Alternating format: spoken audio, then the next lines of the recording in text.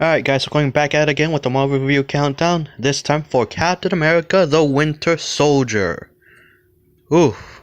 I have a few things to say about this movie. Mainly that I know what the large amount of people are saying about this film, but this is really my own take about it.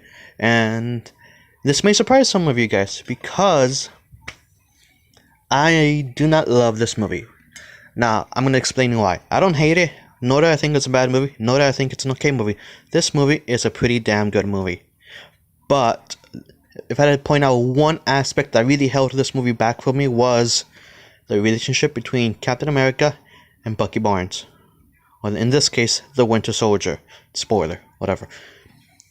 And it's because, look, you know you did something wrong in the first installment of this movie when you care about the new relationship between Captain America and the Falcon more than you do about Captain America and his dead best friend now come back to life. That's all I'm saying. I cared more about the new friendship that was formed in this movie than I did about the old friendship that should have been a very emotional scene.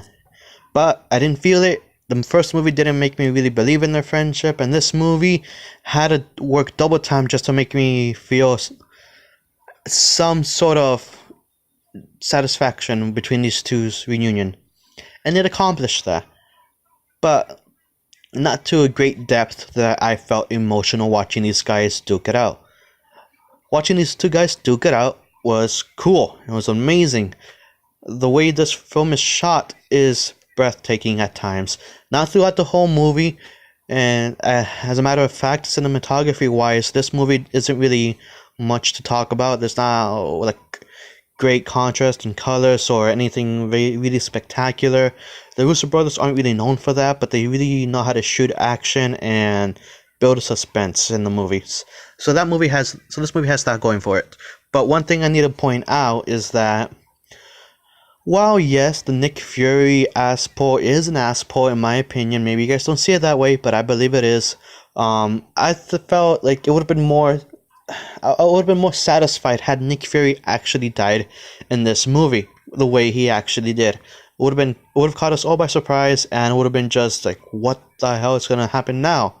Because to be honest, guys, from here on out, do we ever see Nick Fury again? I would argue not at all. So why is he still alive? I mean, we see him a bit in Age of Ultron, but that's like a cameo. He doesn't really have any involvement with the Avengers anymore. So this could have been like the big final send-off to Nick Fury. And it would have been fine. But here's the thing that happened when this movie came out. The conversation went from the MCU is a good franchise to the MCU being a great franchise. Because if you think back on it, because as I have, before Winter Soldier, the only movie that people kept talking about in the MCU was The Avengers, of course, and Iron Man 1.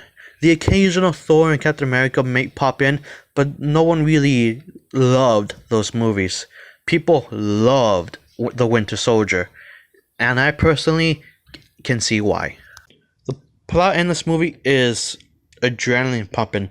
The comedy is on point, and the characters, while the relationship between the titular characters aren't well established, this movie works hard in making you believe in that relationships within Captain America, Black Widow, the Winter Soldier, Nick Fury even, and how Captain America's worldview changes because of this one whole movie. Because if you haven't seen this movie and you go straight into Civil War, then you'll be, what the hell happened? This isn't Captain America. Because you need to watch this movie. The Age of Ultron kind of fails in that aspect, but I'll get into that point when we get to Age of Ultron in 2 days. But this movie is a huge title shift for the MCU, and I think it went for the better after this. Personally, this movie did everything I needed it to do for me to at least enjoy it, and I'm thankful for it. Because while I may not love it as much as people do, I personally will give this movie a 9 out of 10. This movie was really, really good.